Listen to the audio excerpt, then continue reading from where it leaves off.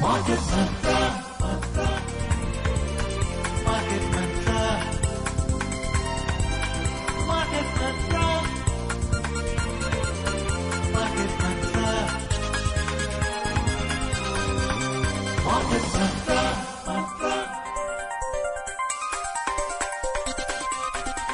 Market Mantra. Namaskar and welcome to yet another edition of Market Mantra, the program in which we give you a complete update on the economic news of the day. And friends, today is Saturday, so we shall be taking calls from you, our listeners, on any queries that you may have on business, economic and stock market matters. But please do remember that we do not address stock or company specific queries. Well, you may call us on the numbers 23314444, 23421050 and 23310464. And friends, if you're calling us from outside Delhi, please do not forget to add 011 as a prefix to these numbers. Now, formal introduction. I'm your anchor Lalima Aneja Dang, and with me is my co-anchor Harsh Ranjan. नमस्कार लालिमा, सभी श्रोताओं का हार्दिक स्वागत। और market मंत्रा लेकर हम एक बार फिर हाजिर हो गए हैं। वही प्रोग्राम जिसमें हम देश विदेश की आर्थिक खबरों का जायजा लेंगे और साथ ही नजर डालेंगे प्रमुख अंतर्राष्ट्रीय और घरेलू शेयर बाजारों के चढ़ते उतरते ग्राफ पर। और दिन शनिवार का है और जैसा कि आप सबको मालूम है, आज का दिन श्रोताओं के लिए बेहद खास होता है, क्योंकि आप चाहें तो हमसे फोन करके सीधे सवाल पूछ सकते हैं। हाँ, आपके सवाल इकोनॉमी से संबंधित, शेयर मार्केट से संबंधित ही होने चाहिए। 3 टेलीफोन लाइन्स हमने आपके लिए खोले हैं। नंबर्स हैं 23 31 44 44, 23 42 10 50 और 23 310 464। 011 STD कोड के साथ किसी भी नंबर पर डायल करें, अपने सवाल पूछें। आपके सवालों का जवाब देने के लिए हमारे साथ स्टूडियो में मौजूद Rajiv Ranjan, economic market expert. Rajiv, आपका बहुत बहुत स्वागत है। नमस्कार। And now let's begin today's edition with the headlines in English. Yes, right away. India's pharmaceutical exports surpassed $30 billion in the last financial year. Domestic benchmark indices wrap up the week with strong recovery by surging over 4.5%. And Finance Minister Nirmala Sitharaman to embark on an official visit to the USA and Peru. साल 2024-25 में भारत का pharma निर्यात $30 अरब के पार पहुंचा। घरेलू share बाजारों में इस सप्ताह 4.5% से अधिक की तेजी रही। और वित्त मंत्री निर्मला सीतारामन कल अमेरिका और पेरू की 5 दिन की यात्रा पर रवाना होंगी।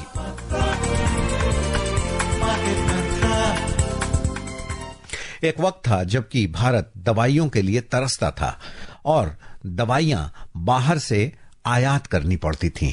लेकिन एक वक्त आज का है। पिछले 10-12 वर्षों में भारत न सिर्फ दवाइयों के मामले में आत्मनिर्भर हुआ है, बल्कि हम अपनी दवाइयां अब विदेशों को निर्यात भी कर रहे हैं।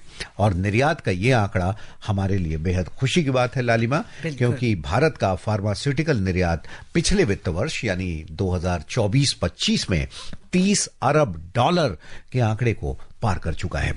अमेरिका 1/3 से ज्यादा हिस्सेदारी के साथ भारत के फार्मा निर्यात के लिए प्रमुख बाजार बना हुआ है।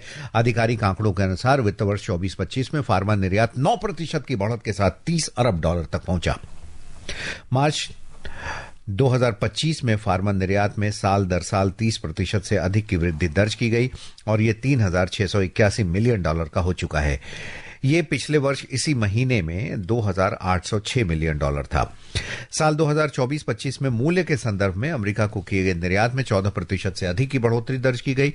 पिछले वर्ष ब्रिटेन, ब्राजील, फ्रांस और दक्षिण अफ्रीका भी भारत की फार्मा निर्यात की सूची में प्रमुख देशों में शामिल थे। And to add a punchline, Harsh and Rajiv ji, we thought that it was just the defense sector which was central to Atmanirbhar Bharat. We now know that it's extended to pharma, we know it's extended to toys and a lot more. We can discuss that a little later. For the moment, we're now joined by Kumar Nayak from Karnataka. Ji. Hello ji Kumar ji, सवाल पूछिए। नमस्कार सभी को। मैं कर्नाटका के तुमकुरू से बात बोल रहा हूँ। जी जी जी। तो मेरा एक सवाल है सर। तो लॉन्ग टर्म इन्वेस्टमेंट करते हैं ना म्यूचुअल फंड, उसका बेनिफिट मुझे थोड़ा उसके बारे में थोड़ा इन्फॉर्मेशन चाहिए सर। लॉन्ग टर्म इन्वेस्टमेंट होते हैं ना समय म्यूचुअल फंड में, सो किस सेक्टर बेहतर होगा और इससे क्या फायदा होता है, इसके बारे में थोड़ा इन्फॉर्मेशन। जी, लॉन्ग टर्म इन्वेस्टमेंट के बारे में राजीव बताइए। बिल्कुल, नायक जी की नज़र बिल्कुल सही जगह पर है।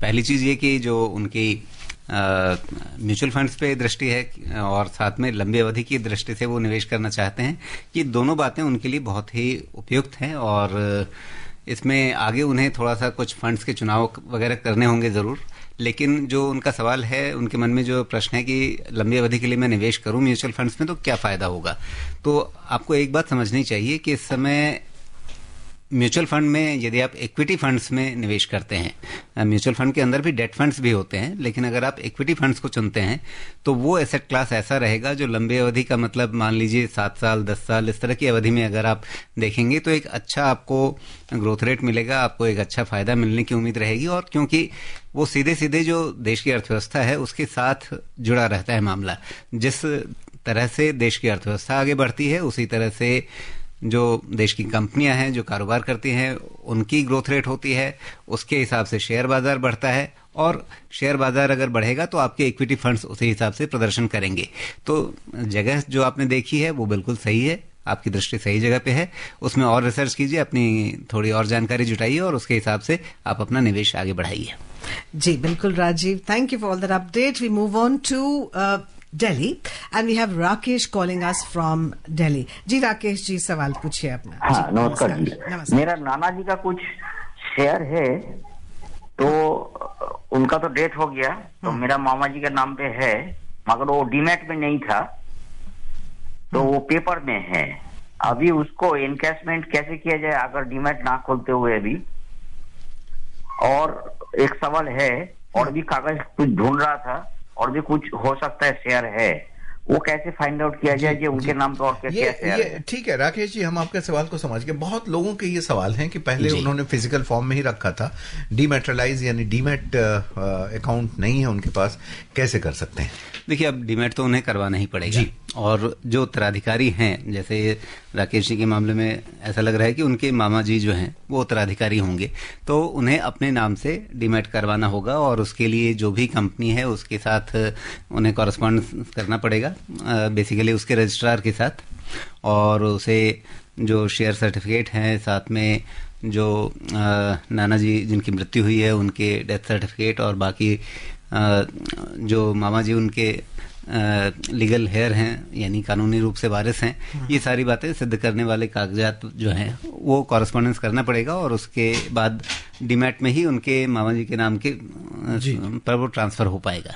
बिल्कुल सही बताया राजीव आपने, और अगर इसको स्टेप वाइज बताएं तो सबसे पहले आपके मामा जी किसी भी बैंक के साथ एक डीमैट अकाउंट खोल लें और डीमैट अकाउंट खोलने के बाद जो फिजिकल शेयर हैं जैसा राजीव ने बताया उसको लेकर कंपनी के रजिस्ट्रार से बात करें और बहुत आसानी से, थोड़ी कागजी कार्रवाई की वजह से जरूरत पड़ती है लेकिन वो डीमैटेरियलाइज, कोई बैंक हो या कोई दूसरा ब्रोकर भी हो, और आमतौर पे ब्रोकर खुद ही काफी मदद कर देंगे जिनके पास ये अकाउंट खोलेंगे। Actually, there have been some very fortunate cases where these shares are of blue chip companies and they run into crores of money. So suddenly the grandchild gets a lot of money when they started to demat the shares. जी बिल्कुल, ये इस पर निर्भर करता है कि वो भूले बिसरे शेयर जो हैं वो आज की किसी जिंदा कंपनी के लिए हैं या किसी ऐसी कंपनी के लिए हैं जो गुमनाम हो चुके हैं। But at this point I must say that Lalima is also dreaming for such opportunity from his family. Anyway, mister Rai Bihar से जुड़े हुए हैं। राय साहब, बहुत बहुत स्वागत आपका। क्या सवाल है आपका? सर नमस्ते। सर नमस्ते जी, सवाल पूछ लें। सर एक ही सवाल है मेरा। जी पूछिए। सर मैं मजदूर लेबर आदमी है, ठीक है जी, और थोड़ा थोड़ा मैं रुपया लगाना चाहते हैं, म्यूचुअल फंड बैंक द्वारा लगावे या SIP द्वारा मंथली में, यही सवाल पूछना चाहते जी राय जी इन्वेस्ट करना चाहते हैं, थोड़े कैसे करें? बिल्कुल, आप श्रमिक हैं, श्रम करते हैं, अच्छी बात है, श्रम का बहुत ऊंचा स्थान है हमारी सोच में और हमारी अर्थव्यवस्था के लिए उसका बहुत महत्व भी है।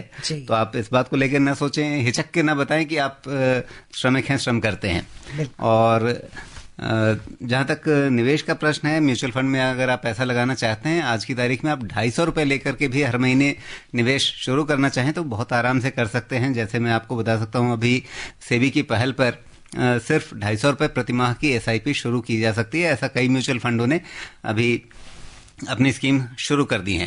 तो चूंकि यहाँ पर फंड का नाम लेना उचित नहीं रहेगा, लेकिन अगर वो पता करेंगे तो अगर थोड़ी लंबी अवधि में है तो किसी इक्विटी फंड में जा सकते हैं ये।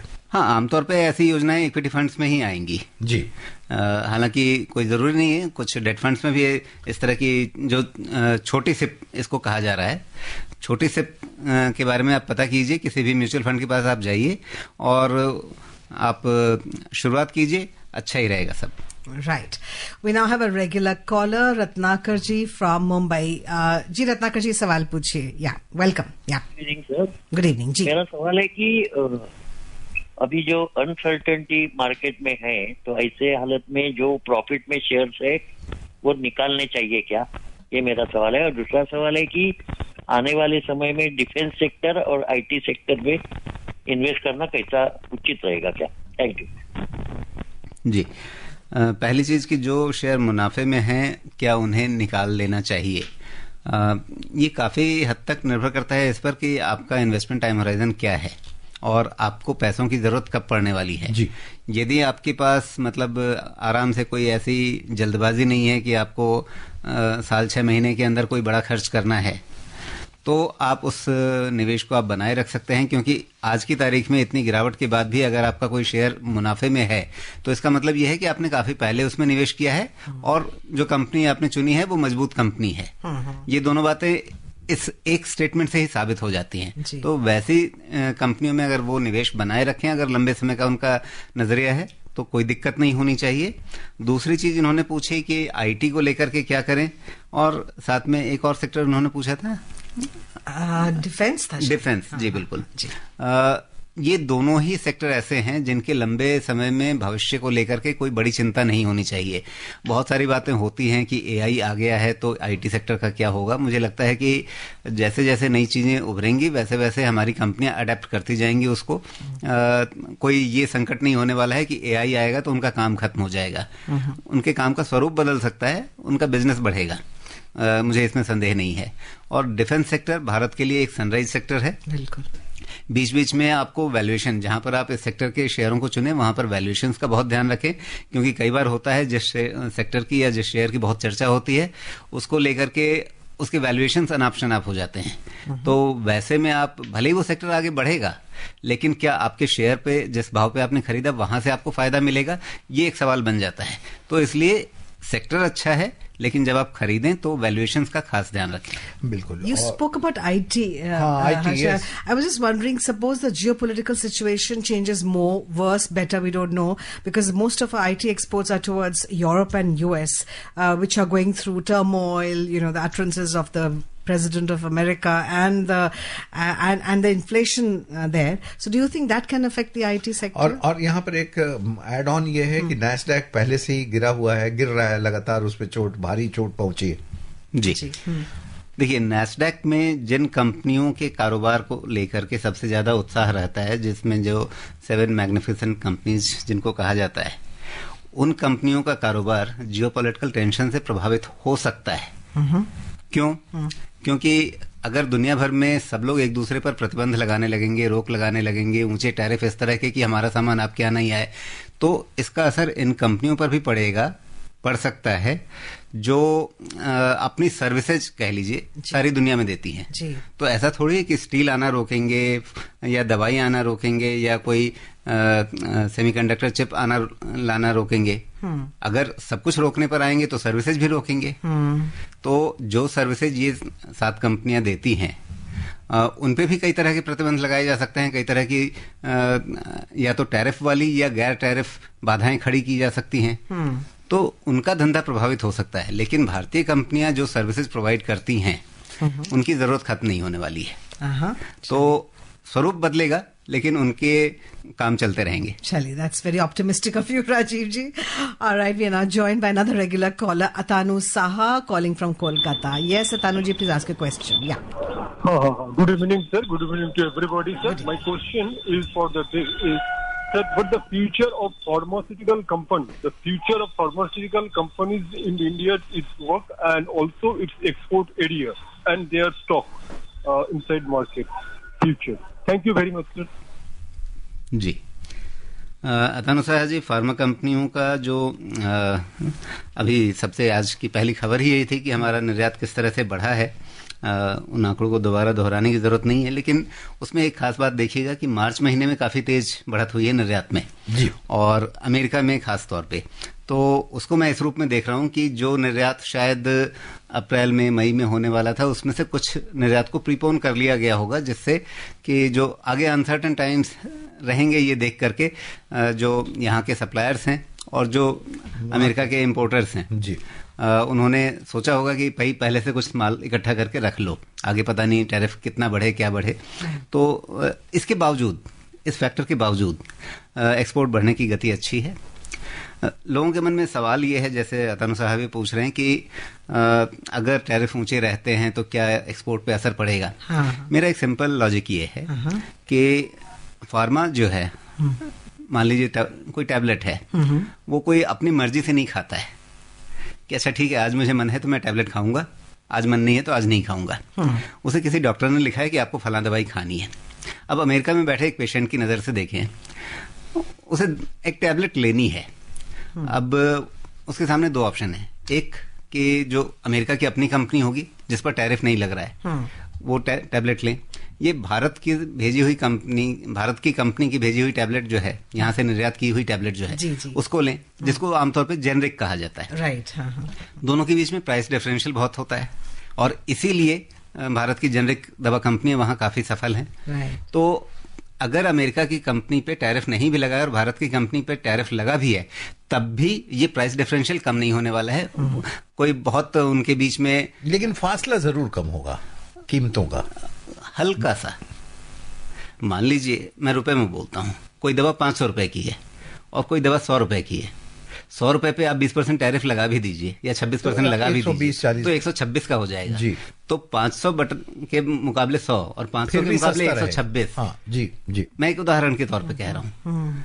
बताइए उस पेशेंट की नज़र से या उस कंज्यूमर की नज़र से, मैं फार्मा में कंज्यूमर के बदले पेशेंट शब्द इस्तेमाल करना ज़्यादा पसंद करूंगा, क्योंकि वो पेशेंट है तभी वो टैबलेट ले रहा है, तभी वो दवा ले रहा है। ठीक बात। तो उसकी नज़र से आप देखिए वो क्या लेगा।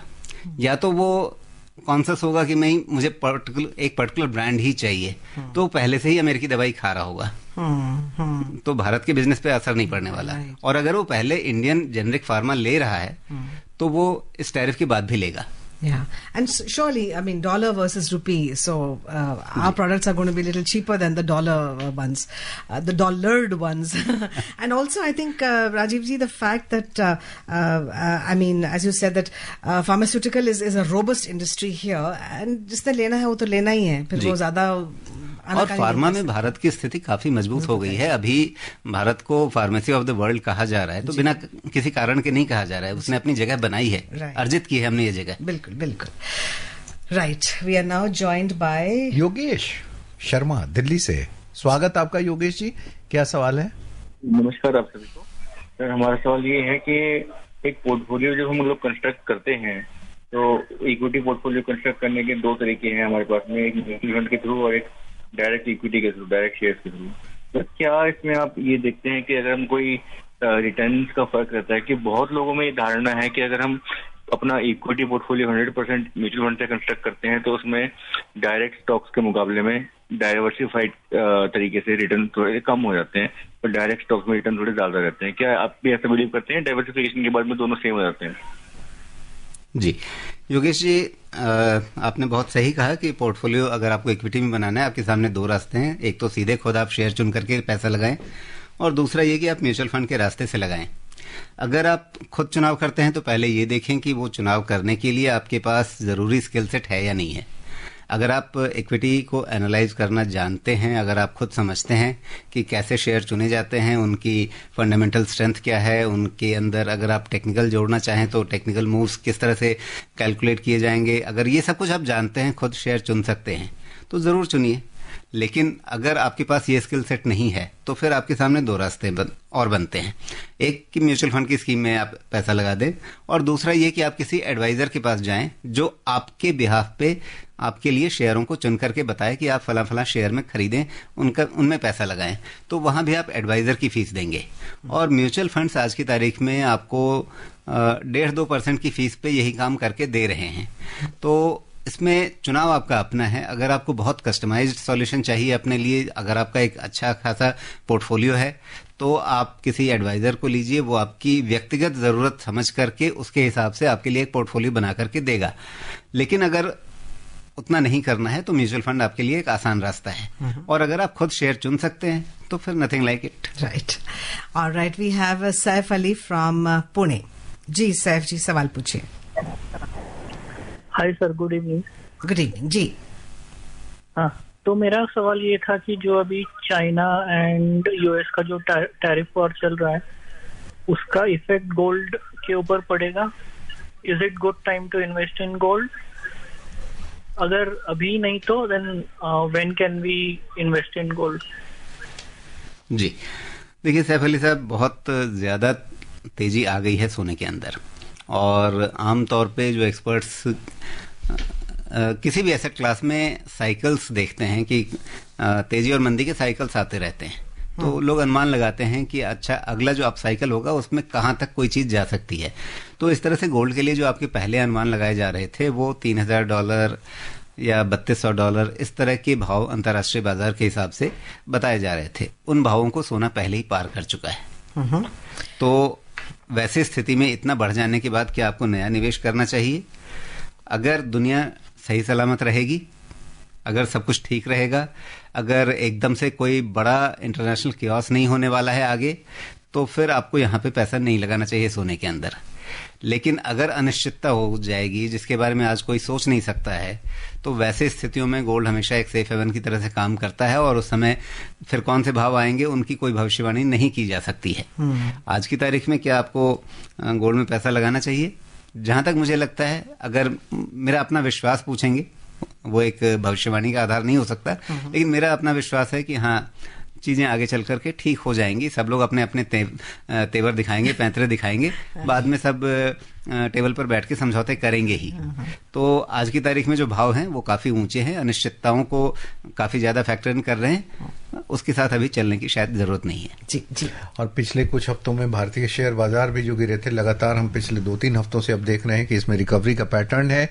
इस सप्ताह भी 4.5% से अधिक की बॉम्बे स्टॉक एक्सचेंज और नेशनल स्टॉक एक्सचेंज में तेजी रही है।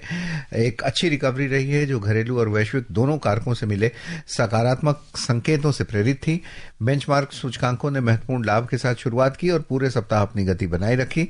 सप्ताह के अंत में 50 शेयरों वाला निफ्टी 23,852 के उच्च स्तर पर बंद हुआ और सेंसेक्स पहुंचा 78,553 पर। बैंकिंग शेयरों ने सबसे बेहतरीन प्रदर्शन किया, जो खुदरा मुद्रास्फीति के आंकड़ों में कमी और अनुकूल मानसून पूर्वानुमान के कारण तेजी से बढ़े हैं। राजीव, आपकी बड़ी पैनी नजर रहती है भारत के शेयर बाजारों पर। लगातार हम देख रहे हैं कि अब 2-3 हफ्तों से बढ़ रहा है, 4.5% की तेजी, 78,000 प्लस सेंसेक्स और लगभग 24,000 के पास पहुंचने को है निफ्टी। क्या जो बॉटम था, लो था, उससे अब उबर चुका बाजार और अब आगे की ओर बढ़ रहा है? हाल में हमने जो निचले स्तर देखे थे, यानी जो बॉटम बना था, क्या उसके पास जा सकता है?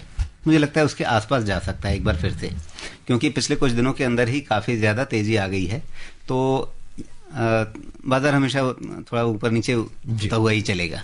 तो एक झटके में अब यहाँ से एकदम और आगे बढ़ जाएगा। अगर कोई नाटकीय खबर आ गई तो उसका कुछ नहीं कहा जा सकता, लेकिन आमतौर पे जैसे बाजार चलता है, और जो आगे हमारे पास कम से कम 90 दिन में से कुछ निकल गए हैं, अभी भी अनिश्चितताओं वाले अच्छे खासे दिन बचे हुए हैं। जी जी। तो उन अनिश्चितताओं के बीच में बाजार थोड़ा वोलेटाइल रहेगा और बीच में आपको फिर से कोई नए नीचे के लेवल्स देख सकते हैं। लेकिन अभी रिसेंट जो बॉटम बना है, क्या उसको तोड़ेगा? कोई नया पैनिक बॉटम बनेगा? अभी मुझे नहीं लगता है। इसमें जो डिप्स हों उसमें आम निवेशक चाहें तो कुछ खरीद सकते हैं। बिल्कुल, आज की तारीख में कुछ ही दिनों के अंदर काफी तेज बढ़ गया, तो थोड़ा सा वापस एक नीचे की तरफ इसे रिट्रेस होना चाहिए या करेक्ट होना चाहिए। Right. All right, Finance Minister Nirmala Sitharaman will be on an official visit to the USA and Peru beginning tomorrow. During the course of a 2-day visit to San Francisco scheduled tomorrow, Ms. Sitharaman will deliver a keynote address at the Hoover Institution at Stanford University and will interact with top CEOs from prominent fund management firms, besides holding bilateral meetings with CEOs from top information technology firms. How important is this visit of the Finance Minister, Rajiv? महत्वपूर्ण है, क्योंकि ये जो इस समय America और भारत के बीच में जो एक कहिए कि एक ट्रेड एग्रीमेंट होना है, ये साफ दिख रहा है कि ट्रेड एग्रीमेंट होगा। उसकी शर्तें क्या होंगी, उसकी बातचीत चल रही है। उसके बीच में वित्त मंत्री का वहां जाना, उसमें ऑफ कोर्स जो ऑफिशियल कारण है वो जो अंतर्राष्ट्रीय दूसरे कार्यक्रम हैं उनके लिए वो जा रही हैं, लेकिन साथ में अमेरिका में वहां के अधिकारियों के साथ बातचीत जरूर होगी। और उसमें जो भी ट्रेड डील होनी है उसके कंटूर्स जो हैं वो जरूर डिस्कस होंगे। Very important. समय कम है, 2 कॉलर्स हैं आपके पास। के सहगल सिलीगुड़ी से, जल्दी से आप सवाल पूछ लें। हेलो। जी। नमस्कार। नमस्कार जी, सवाल पूछिए सहगल जी। मेरी उम्र है 90 साल और मेरी मिसेज की उम्र है 82। हमने प्रॉपर्टी बेची है। वंडरफुल, ईश्वर आपको स्वस्थ बनाए रखे। सवाल पूछें जी। हेलो जी, हाँ, मेरे पास 50 लाख रुपए हैं और मैं बैंक में इन्वेस्ट करना चाहता हूँ, सीनियर सिटीजन सेविंग्स अकाउंट में या फिर बैंक की एफडी में। आप क्या मुझे एडवाइस कर सकते हैं कितना मुझे सीनियर सिटीजन में देना चाहिए या कितना दूसरी उसमें? जी राजीव जी, 90 साल की उम्र है, वाइफ 82 ईयर्स है।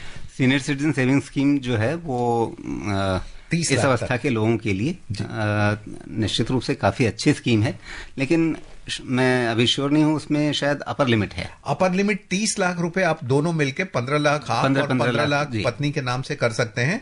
आपके वाले में चूंकि सीनियर सिटीजन अकाउंट में 2 लोगों का होना अनिवार्य है, तो आपके वाले अकाउंट में आपकी श्रीमती जी और आपकी श्रीमती जी के अकाउंट में आप सहयोगी हो सकते हैं। तो इस तरीके से 30 लाख तो आप सीधा वहां कर दे। राजीव, ये बेहतर है। जी बिल्कुल। तो जिस उम्र में है और निश्चित रूप से सीनियर सिटीजन सेविंग स्कीम इनके लिए बहुत ही अच्छा विकल्प है, उसमें बिल्कुल बिना सोचे समझे जा सकते हैं। और बाकी 20 लाख रुपए जो है उसे आप बैंक में रखें और खूब आनंद से जीवन व्यतीत करें। जीवेत शरदम शतम जो कहा जाता है हमारे लिए, उसे चरितार्थ करें। बहुत सुंदर है। Right. Chief Executive Officer of Tesla, Elon Musk, has said that he will be visiting India later this year. And further up, President Draupadi Murmu has extended her greetings to all the citizens, especially the Christian community residing in India and abroad on the eve of Easter. And we move on to oil. Well, global crude oil markets were closed for trading in observance of Good Friday. On Thursday, oil prices settled more than 3% higher, supported by hopes for a trade deal between the US and the European Union and new US sanctions to curb Iranian oil exports, which further elevated supply concerns. Your comment on this, Rajiv ji? Oil.